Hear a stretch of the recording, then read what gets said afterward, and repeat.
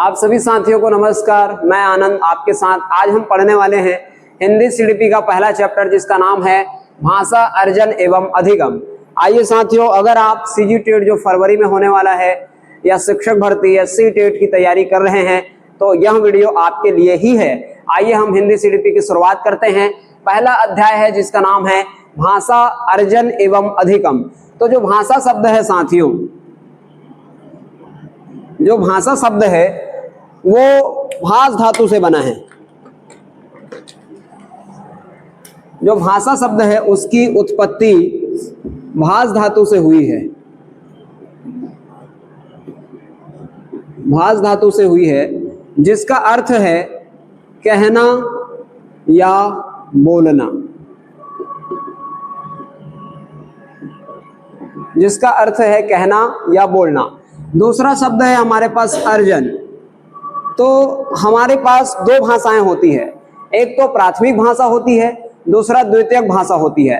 हर व्यक्ति जो प्रारंभ में इस शुरुआत में जो भाषा बोलता है, जैसे हम जिस क्षेत्र में रहते हैं अगर वहां के लोग हिंदी बोलते हैं तो हम उनको सुन सुनकर हिंदी सीख जाते हैं, मतलब हिंदी याद हो जाता है, अनुकरण हो जाता है, अभ्यास हो जाता है। तो उस भाषा को कहा जाता है भाषा अर्जन, उस प्रक्रिया को कहा जाता है अर्जन, और उस भाषा को कहा जाता है अर्जित भाषा। उसी प्रकार दूसरा जो भाषा होता है उसको हम अधिगमित भाषा बोलते हैं। जिस भाषा को हम सुनकर नहीं सीखते, पढ़ लिख कर व्याकरण के माध्यम से समझ कर सीखते हैं, वो दूसरा भाषा होता है, द्वितीयक लैंग्वेज होता है, द्वितीयक भाषा होता है, जिसे हम भाषा अधिगमित भाषा बोलते हैं। तो भाषा अर्जन, अर्जन शब्द का अर्थ होता है संग्रहित करना, जो हमारी प्राथमिक लैंग्वेज में या प्रथम भाषा में होता है, संग्रहित करना। तो इस तरह साथियों, उसके बाद हमारा एक लास्ट शब्द बचता है अधिगम। तो अधिगम शब्द का अर्थ होता है सीखना। जिस प्रकार पढ़ना मतलब होता है समझना, उसी प्रकार अधिगम मतलब होता है सीखना, और सीखना मतलब होता है व्यवहार में परिवर्तन। ये सीडीपी के कुछ कॉन्सेप्ट होते हैं जो आपको पता होने चाहिए। तो आइए इसकी शुरुआत करते हैं। ये मैंने आपको पाठ का परिचय दिया, तो इस चैप्टर को शुरू करते हैं। साथियों, मुख्य रूप से अगर हम कहें भाषा शिक्षण में तो भाषा तीन प्रकार की होती है। भाषा तीन प्रकार की होती है।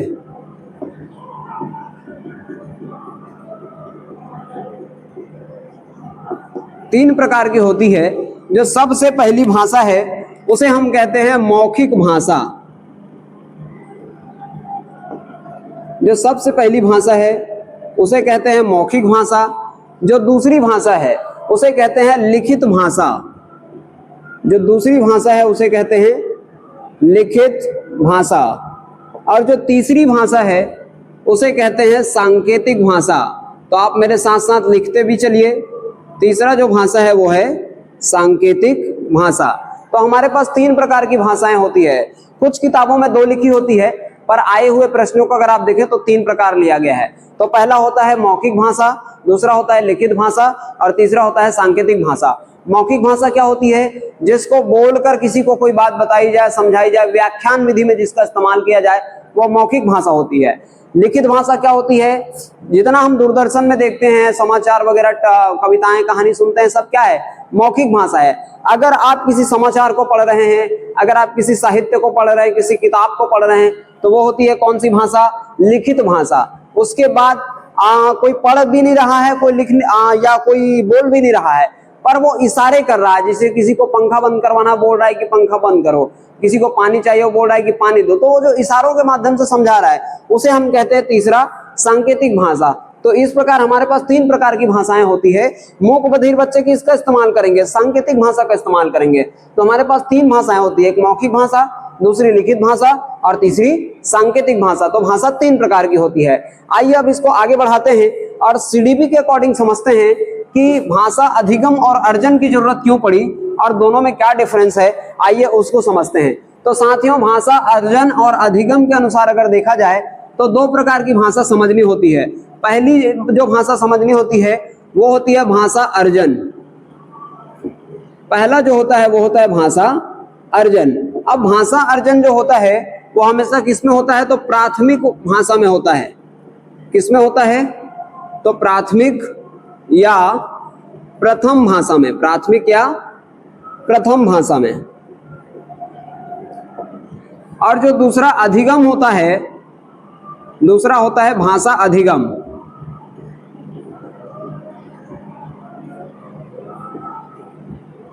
वो होता है द्वितीयक भाषा में, द्वितीयक या वैकल्पिक भाषा में। तो साथियों इस तरह अगर देखा जाए तो प्रथम यानी प्राथमिक भाषा, जो जिस भाषा को बच्चा अपने वातावरण से, जब छोटे रहते हैं हम तो हमारे आसपास जो भाषा बोली जाती है, जो बोलियां बोली जाती है, उसी को सुन सुनकर हम स्मृति मंडल में याद करते जाते हैं और याद होता जाता है, उन्हीं शब्दों को दोहरा दोहरा के हम बोलना सीख जाते हैं। तो ये हमारा भाषा अर्जन होती है। इसलिए भाषा अर्जन को हम मानते हैं प्रथम भाषा या प्राथमिक भाषा।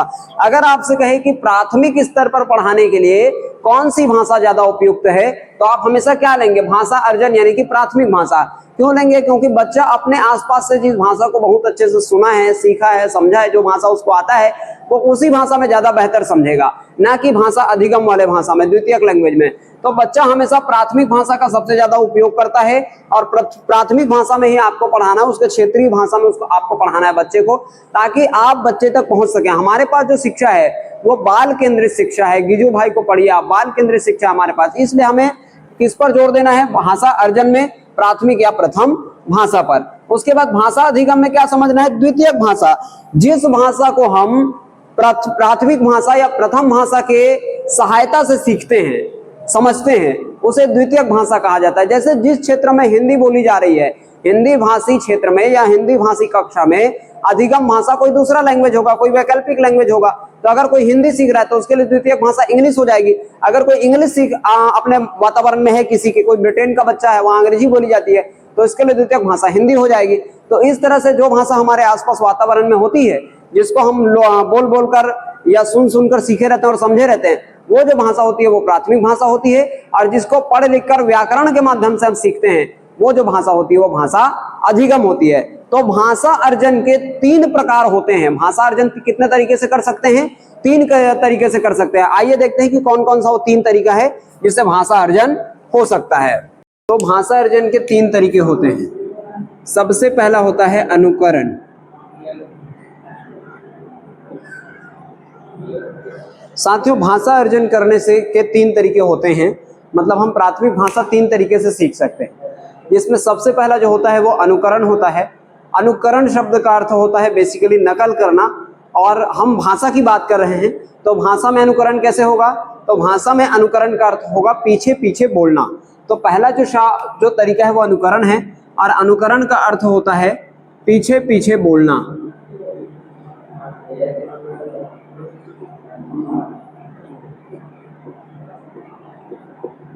तो किसी ने कुछ कहा, हमने सुना और हमने एज इट इज वैसे ही बोला, तो ये है अनुकरण। दूसरा तरीका होता है भाषा अर्जन का, उसे कहते हैं अभ्यास। तो दूसरा तरीका अभ्यास होता है। अभ्यास में क्या करेंगे? जो सुनेंगे उसको हम दोहराएंगे, तो वो होता है अभ्यास। तो इसलिए दूसरा तरीका होता है अभ्यास। अभ्यास मतलब होता है दोहराना। तो भाषा दोहरा कर भी सीखी जाती है। करत करत अभ्यास के जड़मती होत सजान, रसरी आवत जात ही सिल पर परत निशान। जिस प्रकार बार बार कुएं से पानी निकालते समय रस्सी के आने जाने से पत्थर में भी निशान पड़ जाता है, उसी प्रकार बार बार किसी शब्द को दोहराते रहने, बोलते रहने से वो याद होने लगता है। तो अभ्यास के माध्यम से भी हम किसी भाषा को सीख सकते हैं। तीसरा जो अर्जन का तरीका होता है वो होता है पुनरावृत्ति। तीसरा जो तरीका है वो है पुनरावृत्ति, और पुनरावृत्ति का अर्थ होता है बार बार दोहराना।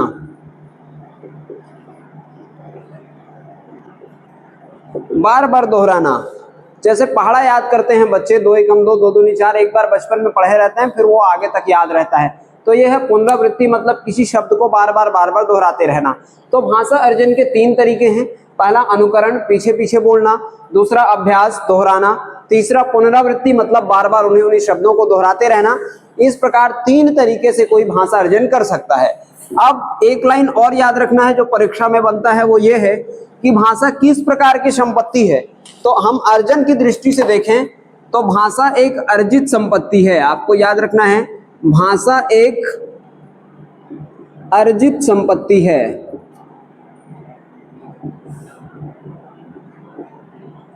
ना कि पैतृक। किसी के डीएनए से भाषा नहीं आ सकता। किसी का पिताजी हिंदी बोलता है, अगर बच्चा बचपन से ब्रिटेन भेज दिया जाए तो अंग्रेजी बोलेगा। जरूरी नहीं है कि वो जहां है जैसा है वैसा ही बोलेगा। जिस माहौल में रहेगा, जिस भाषा को अर्जित करेगा, उस भाषा को वो सीखेगा। किसी को अनुवांशिकी से किसी के अंदर भाषा नहीं जा सकती।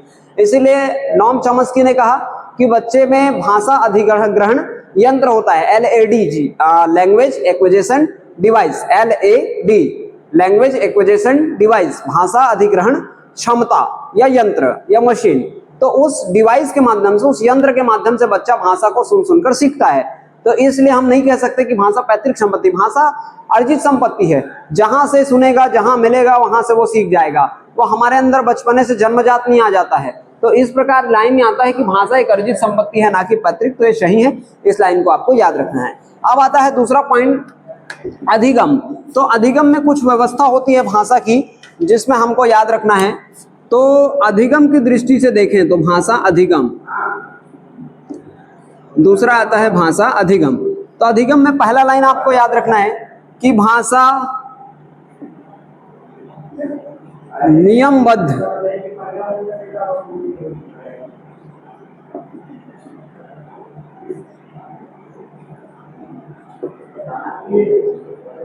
भाषा नियमबद्ध व्यवस्था है। कहने का अर्थ है कि भाषा का एक सीक्वेंस होता है, एक क्रम होता है, एक नियम होता है। जैसे हम कोई बात बोलते हैं, कोई सेंटेंस बनाते हैं, तो कहाँ संज्ञा आएगा, कहाँ सर्वनाम आएगा, कहाँ कारक रचना आएगा, सारी चीजों को ध्यान रखते हुए वाक्य तैयार होता है। तो भाषा एक नियमबद्ध व्यवस्था है। और ये हम अधिगम में, क्योंकि हम भाषा को सीख रहे होते हैं, ना कि अर्जित कर रहे होते हैं, इसलिए अधिगम में पहला लाइन बनता है भाषा कैसी व्यवस्था है। तो भाषा एक नियमबद्ध व्यवस्था है। दूसरा पॉइंट आपको याद रखना है कि व्याकरण महत्वपूर्ण है भाषा शिक्षण में।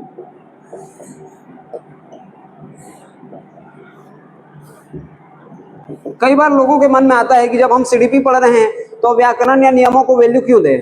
तो आपको इस बात को ध्यान रखना है, क्योंकि आप भाषा शिक्षण है, भाषा का ही टीचर हो आप, और आप भाषा पढ़ा रहे हो, तो उस कंडीशन में व्याकरण महत्वपूर्ण है।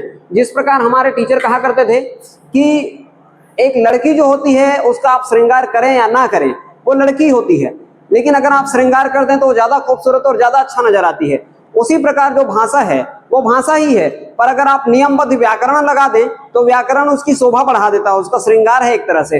तो इसलिए व्याकरण जरूरी है भाषा शिक्षण में। व्याकरण से ही भाषा शुद्ध और सही होता है। तो अगर आप एज ए लैंग्वेज टीचर, आपको इस बात का ध्यान रखना है कि व्याकरण भी महत्वपूर्ण है, बस उन्हें समझाने बताने का थोड़ा सा तरीका छोटा रहेगा। क्योंकि हम बचपन में बच्चे को पढ़ा रहे तो व्याकरण जटिल है, अमूर्त है, तो उसको आसानी से याद नहीं होगा। तो आप उसको धीरे धीरे उदाहरणों के माध्यम से समझाते हैं कि बच्चा, बेटे को कि ऐसा नहीं बोलते, ऐसा बोलते हैं, जो आप अपने घर में भी सिखाते हैं। वो क्या करना है, आप शुद्ध भाषा बोलना सिखा रहे हैं, बच्चे को सही तरीके से बोलना सिखा रहे हैं। तो भाषा में व्याकरण तो जरूरी है, ये बात आपको याद रखना है। तीसरा जो इंपॉर्टेंट पॉइंट है अधिगम में, यानी कि भाषा सीखने में, वो ये है कि भाषा में उच्चारण की स्पष्टता होनी चाहिए। भाषा में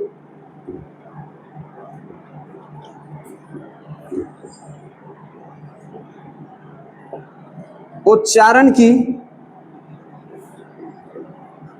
स्पष्टता। आपने क बोला तो बच्चे को क ही सुनाई देना चाहिए, आपने कार बोला तो कार ही सुनाई देना चाहिए। आपका खुद का लैंग्वेज अगर क्लियर नहीं है, अगर आपका उच्चारण ही सही नहीं है, आप बोल कुछ और रहे हैं पर बच्चे को कुछ और सुनाई दे रहा है, तो वो इस तरह से भी भाषा नहीं सीख सकता। तो भाषा अधिगम में, भाषा में उच्चारण की स्पष्टता भी बहुत महत्वपूर्ण है, ये बात भी आपको याद रखना है। इसी के साथ एक स्टेटमेंट भी याद रखना है, किसका, पतंजलि का। पतंजलि ने क्या कहा है कि व्याकरण शब्द अनुशासन है।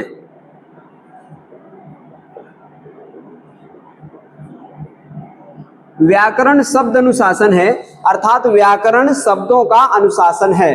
तो इस तरह से पतंजलि का स्टेटमेंट भी याद रखना कि व्याकरण शब्द अनुशासन है। और इसलिए हमने आपको अर्जन बताया, अर्जन के बाद अधिगम बताया, क्योंकि दोनों में डिफरेंस है।